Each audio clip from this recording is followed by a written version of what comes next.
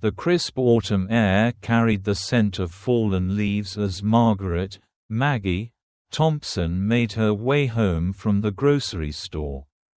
Her canvas bag swinging lightly at her sides. The golden hues of the Vermont landscape glowed under the late afternoon sun, casting long shadows along the quiet sidewalk. Maggie had always loved this time of year, the comforting chill, the warm colors, the sense of change in the air. She had spent most of her life teaching second graders in this very town. And now, in her retirement, she enjoyed the slower pace, the familiarity of the people and places she had known for decades. As she turned onto her street, she became aware of the soft padding of paws behind her. She glanced over her shoulder and stopped in her tracks. A golden retriever sat a few feet away, gazing up at her with warm brown eyes, its tail giving a gentle thump against the pavement. "Well, hello there," Maggie said, setting her bags down. The dog tilted its head slightly, stepping forward with an easy confidence, as if it had known her forever. She looked for a collar, but there was none. The dog was clean, well fed, and clearly well trained. There was no mistaking that. Someone had to be missing it. But no one else was in sight. And the dog showed no sign of distress. If anything, it seemed perfectly content to be right where it was. Maggie hesitated. She had never owned a dog, though she had always liked them. It had simply never seemed practical while she was teaching full-time.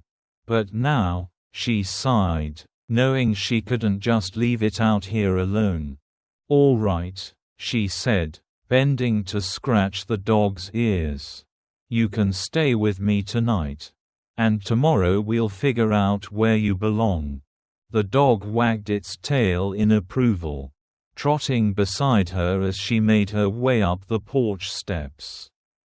That evening, she set out a dish of water and found some leftover roast chicken, which the dog accepted with polite enthusiasm. When she sat in her favorite chair with a book, the dog curled up at her feet, letting out a soft sigh of contentment. The next morning, after a breakfast of toast and coffee, accompanied by a hopeful pair of brown eyes watching her every move, Maggie called the local vet's office. Dr. Elliot Carter had been the town's veterinarian for years, and she trusted him to help find the dog's owner. As she led the golden retriever through the clinic doors, the receptionist greeted her warmly. "Well, that's a handsome fellow," she said, reaching over the desk to scratch the dog's head. "Where'd you find him?" "He found me," Maggie replied. "Followed me home yesterday. No collar, but he's clearly been well taken care of." Dr. Carter emerged from the back, wiping his hands on his coat. He was in his 60s, with a full head of silver hair and a steady, reassuring manner. "Let's take a look," he said, leading them into the exam room.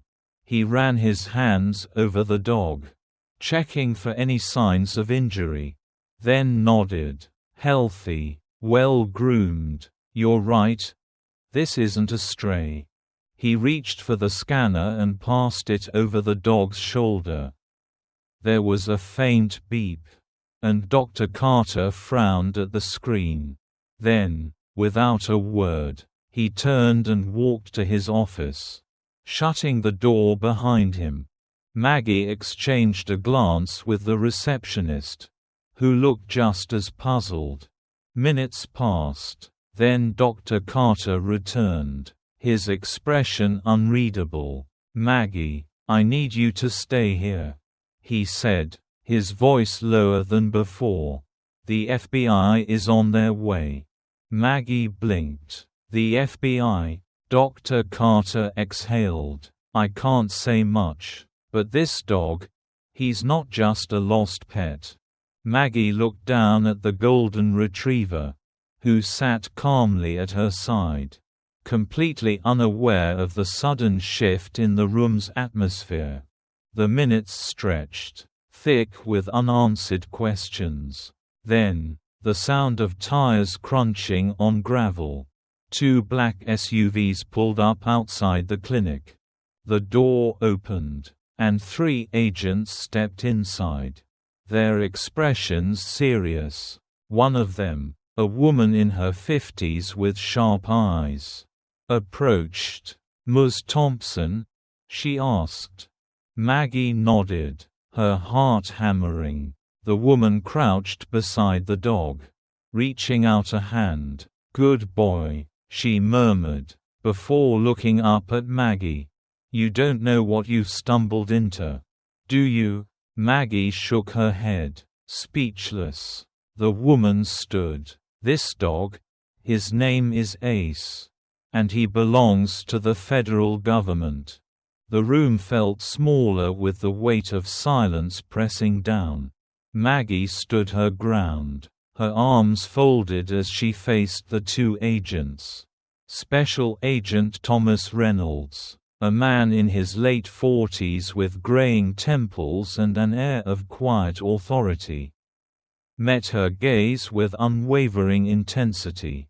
Beside him, Agent Julia Monroe, younger but equally no-nonsense, watched Maggie with calculated patience. "We need the dog," Reynolds said, his voice calm but firm. Maggie tightened her grip on the leash. The golden retriever, Ace, as the agent had called him, stood obediently by her side, his warm brown eyes flicking between the people in the room. He didn't seem nervous. If anything, he looked ready. "Not without an explanation," Maggie said. Reynolds exhaled through his nose, a flicker of frustration crossing his face. "Ms. Thompson, this is not a request. And I'm not in the habit of handing over dogs to strangers in suits," she replied.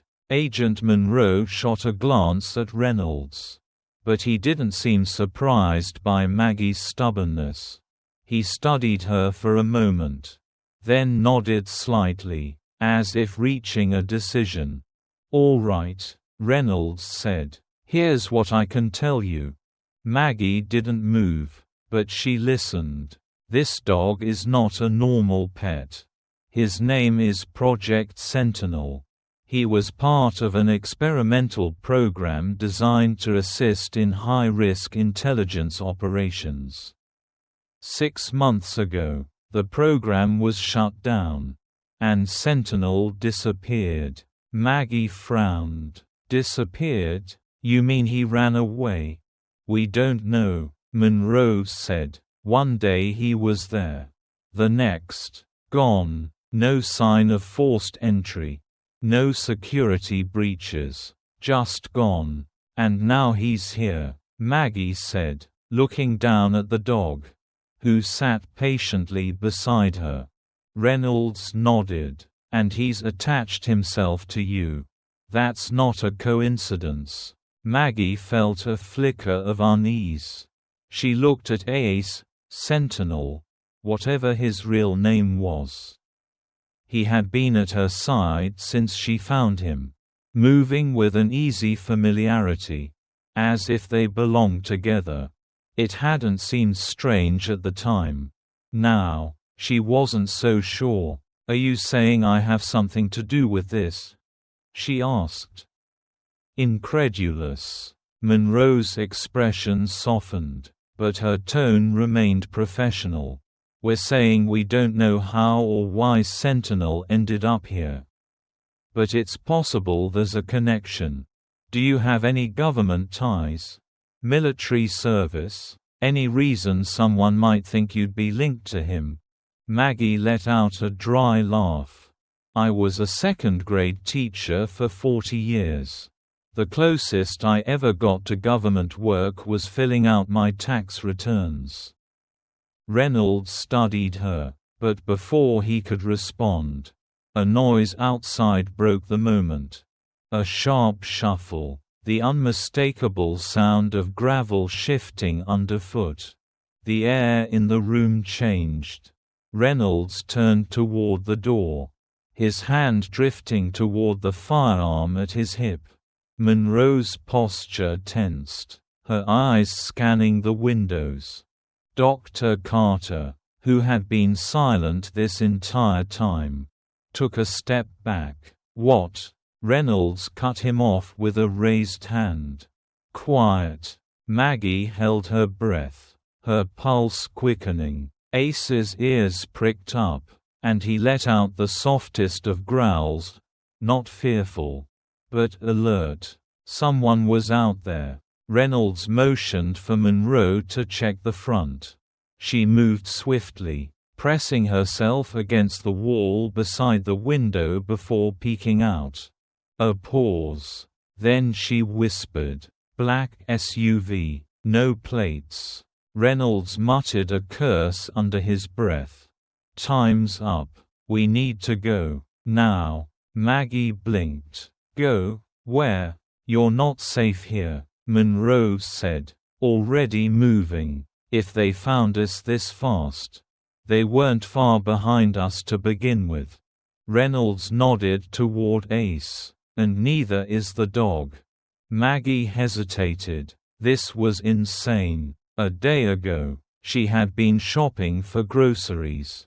Now she was being told she had to leave her home, her town, because of a dog. But the look in Reynolds' eyes told her this wasn't a choice. The knock at the door was slow and deliberate.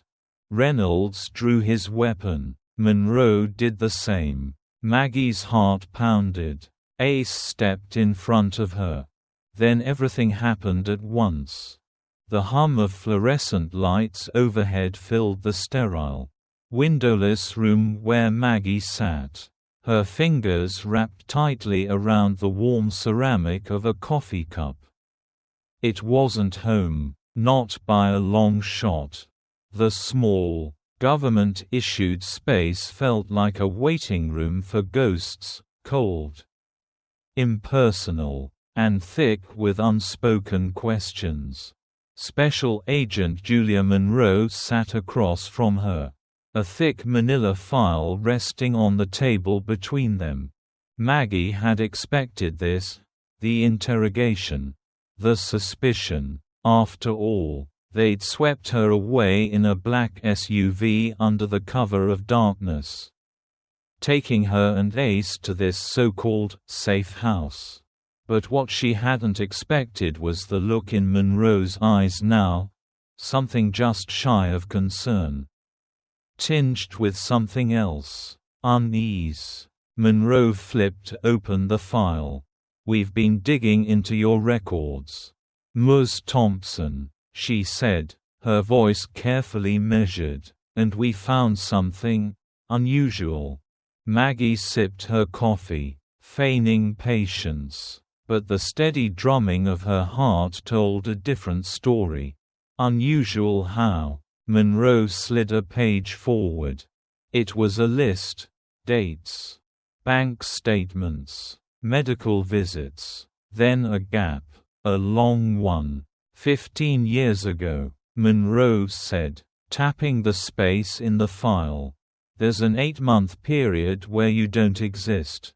Maggie frowned, the words not quite landing. "That's ridiculous. We checked everything. Your medical history, financial records, employment records, even your tax returns. It's as if, for 8 months, you vanished off the face of the earth." Maggie let out a dry laugh. "That's impossible. I've lived in this town all my life. I was teaching. She trailed off, staring at the file. The problem wasn't just that Monroe's claim was absurd. It was that Maggie couldn't immediately recall anything from that specific period. She knew she had been there, of course she had. There had been school, her students, her home. Hadn't there? A strange pressure bloomed behind her eyes. Like something pushing against the edges of her memory. Something just out of reach. Monroe watched her carefully. "You don't remember, do you?" Maggie set the coffee down with a sharp clink. "I think I would remember disappearing." Monroe didn't reply right away. Instead, she closed the file, fingers tapping against the cover. "We're still looking into it," she said finally, "but given Sentinel's, Ace's, reaction to you, given that he went missing the same way, we think there's a connection." Maggie exhaled, frustration rising. "You're talking in circles." Monroe hesitated. "We're talking about something we don't understand yet." Before Maggie could respond, the lights flickered. Monroe's head snapped up. A sharp buzz filled the air, a security alarm. Low and pulsing. Outside the room, muffled voices grew urgent. Then a crash. Monroe was already moving. She pulled her gun from her holster. Her stance shifting, her body going tense. "Stay here," she ordered. But Maggie didn't. By the time she reached the hallway, chaos had erupted. A handful of agents had drawn weapons, their voices sharp with orders. But the man in the center of the commotion was unerringly calm. He was dressed in black, average in build, his features unremarkable except for his eyes, dark, unreadable, locked onto Maggie the moment she stepped forward. 2 agents had him pinned, but he barely seemed to notice them. "Maggie," he said, his voice cutting through the noise like a knife. The way he said her name made her chest tighten. "You know me," he continued, his eyes burning into hers. "You know why you had to forget." Maggie felt something crack inside her. Something deep, a flicker of something. Not a memory. Not exactly, but a feeling, a sensation of familiarity, like déjà vu layered with dread. "No," she said, but it wasn't a denial. It was a plea. The man smiled, just barely. Then, with a sudden, violent motion, he jerked free just enough to tilt his head back. A sharp crunch. "No," Monroe lunged, but it was too late. The man collapsed, his body hitting the floor with a heavy thud. For a moment, everything stopped. Then the realization hit. He was dead. Maggie barely heard Monroe cursing as agents scrambled around them. Her pulse roared in her ears. The man had broken something in his mouth, a capsule, a pill, some kind of failsafe. He had chosen death over interrogation. And the last thing he had done was look her in the eye and tell her she had known him. Monroe turned to her, her expression unreadable. "Are you all right?" Maggie barely managed to nod. But she wasn't, because for the first time, she wasn't entirely sure who she really was. The abandoned facility stood like a ghost among the desolate Colorado landscape. A shell of concrete and steel, battered by time, forgotten by the world. The mountain air was thin and biting. But Maggie barely noticed. Her heart pounded as she, Agent Reynolds, Monroe, and Sentinel approached the entrance, their footsteps crunching over gravel and dead leaves. "This place has been empty for years," Monroe muttered, scanning the area. her hand resting near her holstered weapon. "Maybe," Reynolds replied. "Or maybe someone just wanted it to look that way." Maggie's grip on Sentinel's leash tightened. The dog had been unusually quiet since they arrived. His ears twitching at every sound. His body tense. She wasn't sure if he remembered this place. But some part of him recognized it. And that terrified her. Reynolds and Monroe worked quickly to pry open the rusted door. The metal groaned, protesting against years of neglect, before giving way with a reluctant screech. The air inside was stale, tinged with the faint scent of chemicals and something else, something metallic and cold. Stepping inside felt like stepping into another lifetime. The corridors were lined with shattered glass and peeling paint. Wires dangling like veins from the ceiling. Faint emergency lights flickered overhead, casting eerie shadows that danced along the walls.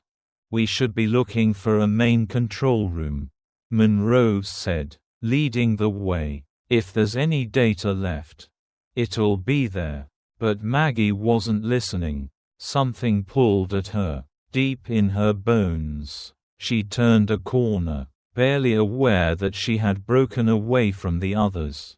Sentinel followed, his tail low, his steps careful. The hallway was darker here, untouched by the emergency lighting. But she moved forward without hesitation. She didn't know where she was going. And yet, she did. A door at the end of the hall. Her fingers found the handle before she even realized she had reached for it. The rusted metal was ice-cold under her touch. With a push, the door swung open, revealing a small, windowless room. A single monitor sat on a desk, its screen dark, surrounded by old, discarded documents. And then, as if sensing her presence, the monitor flickered to life. Maggie inhaled sharply as grainy footage began to play.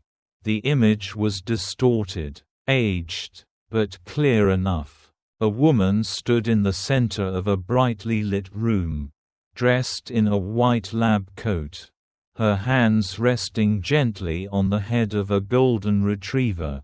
Maggie's breath caught in her throat.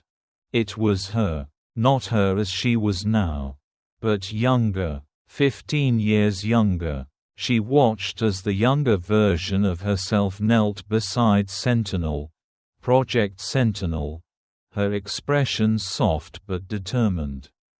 She whispered something to the dog, though the audio was garbled.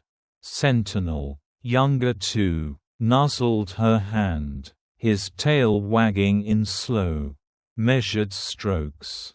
Then the footage changed. A new clip. The same room, but Maggie, her past self, looked different now.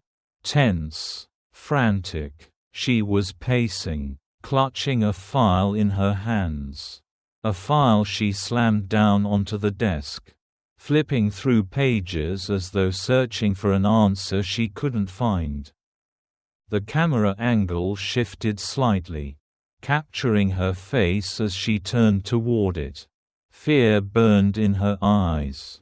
The footage distorted again. Another jump. Now Maggie was no longer in the lab coat. She wore dark clothing, a backpack slung over one shoulder.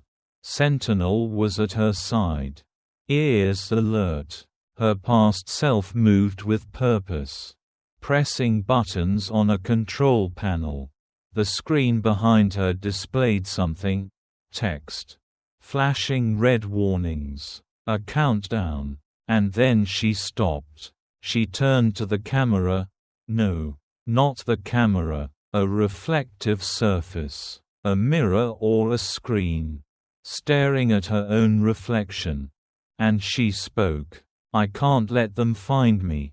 she said, voice shaking but resolute. "I can't let them find him." She glanced at Sentinel, then at the machine she had been working on. Then she whispered, "Erase it. Erase it all." The screen cut to static. Maggie staggered back, her head swimming. Reynolds and Monroe had entered at some point, but she barely registered their presence. Reynolds exhaled sharply. "You wiped your own memory." Monroe shook her head, her face pale. "Why? What did you see that was so terrible that you'd rather forget?" Maggie couldn't answer. She couldn't breathe. Her eyes darted to the wall. Drawn to something. Words scrawled in her own handwriting. Long faded but still legible. "If I remember, they will find me." A shiver ran down her spine. "They?" she whispered. A sharp, piercing alarm cut through the silence. Red lights flared to life, bathing the room in an eerie glow. Reynolds swore, reaching for his radio. "We've been made. Someone's here." Monroe grabbed Maggie's arm. "We have to go. Now." Sentinel barked, the first sound he had made in hours. A warning.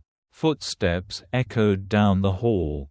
They weren't alone. The gunfire erupted before Maggie had time to process the weight of her resurfacing memories.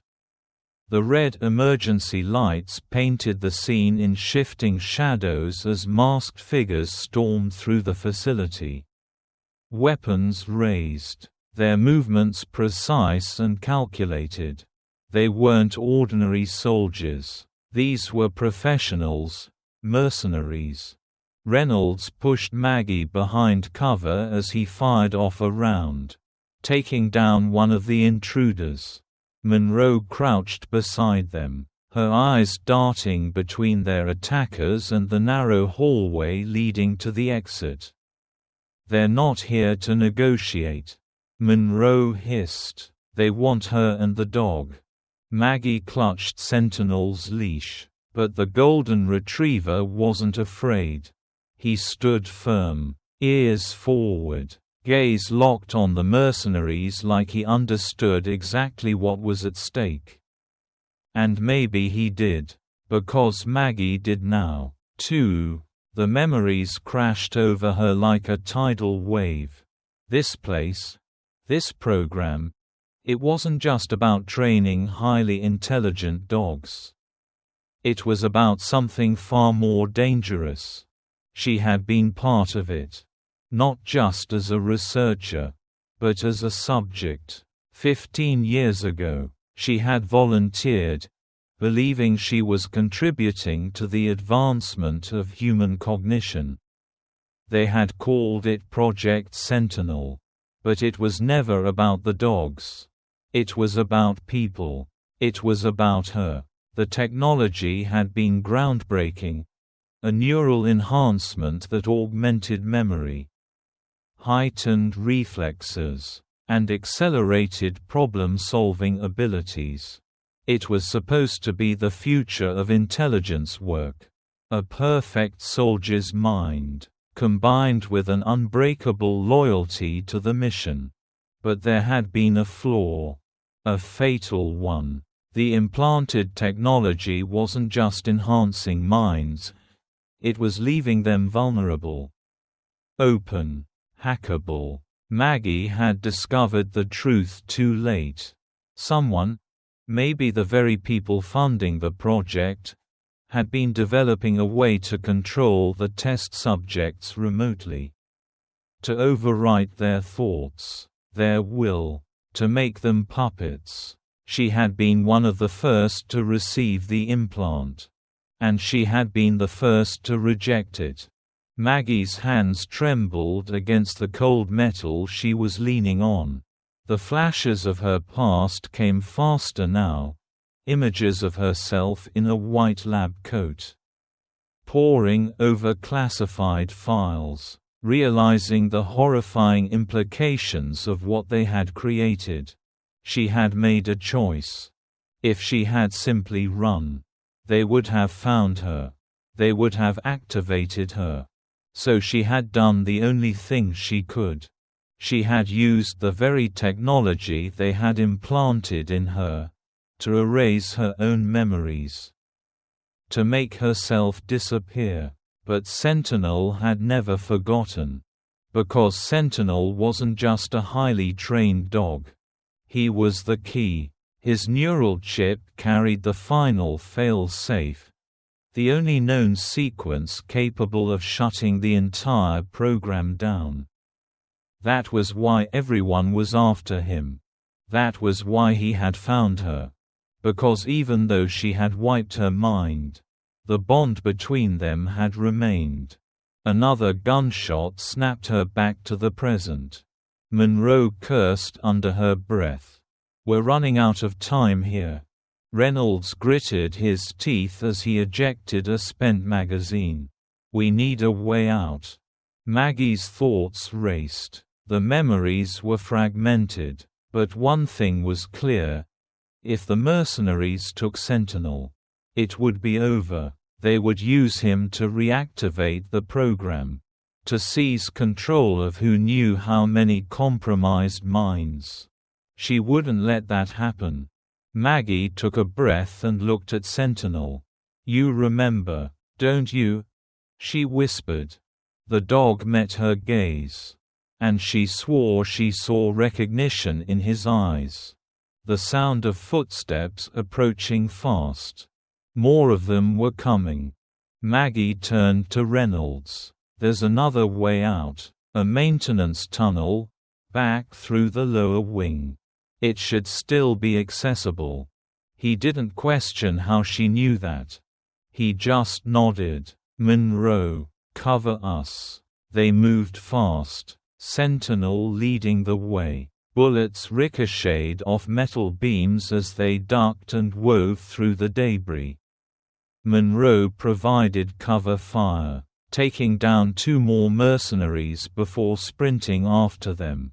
The tunnel was exactly where Maggie remembered it. She shoved open the rusted hatch, coughing as dust billowed out. "In here," she called. Reynolds and Monroe followed, and Sentinel leaped in after them. Monroe slammed the hatch shut just as another round of gunfire rattled against the metal. For a moment, all they could hear was their own breathing. Maggie pressed a hand to the wall. The tunnel smelled of damp concrete and rust. The walls were lined with old, disused power conduits. This passage had been meant as an emergency exit for facility personnel. If it still led to the outside, they had a chance. "We keep moving," Reynolds ordered, his voice steady despite the chaos. "They won't stop coming." Maggie nodded, but her mind was elsewhere. The words she had written all those years ago, "If I remember." "They will find me," echoed in her head. Well, she had remembered. And now they had found her. As they neared the tunnel's end, Sentinel suddenly stopped. His ears perked up. A low growl rumbled in his throat. Maggie's stomach turned. "We're not alone," she whispered. A single figure stood at the tunnel's exit, silhouetted by the dim glow of moonlight filtering in from outside. Unlike the mercenaries, this one wasn't masked.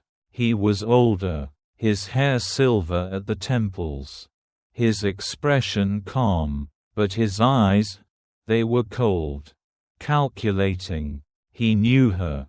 And now, Maggie knew him. Dr. Adrian Locke, the lead scientist on Project Sentinel.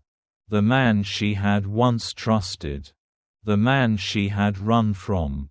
"I always wondered how long it would take for you to remember," Locke said, his voice smooth, almost amused. You went to great lengths to bury the truth. But you couldn't erase him. His eyes flicked to Sentinel. Maggie clenched her fists. I know what you did. Yes, Locke mused. And yet, knowing didn't save you before. Did it? Reynolds stepped forward. Gun raised. Move. Locke didn't flinch. You won't shoot me, Agent Reynolds. You want answers. And so does she. Maggie's mind whirled. This man had orchestrated everything. He had built this nightmare. And yet, she knew he wasn't lying. There were still pieces missing. And he was the only one who could give them to her. But before she could decide what to do, Sentinel did. The golden retriever lunged, teeth bared, a growl ripping from his throat. Locke barely had time to react before Sentinel slammed into him, knocking him backward. Reynolds took the shot. Locke collapsed.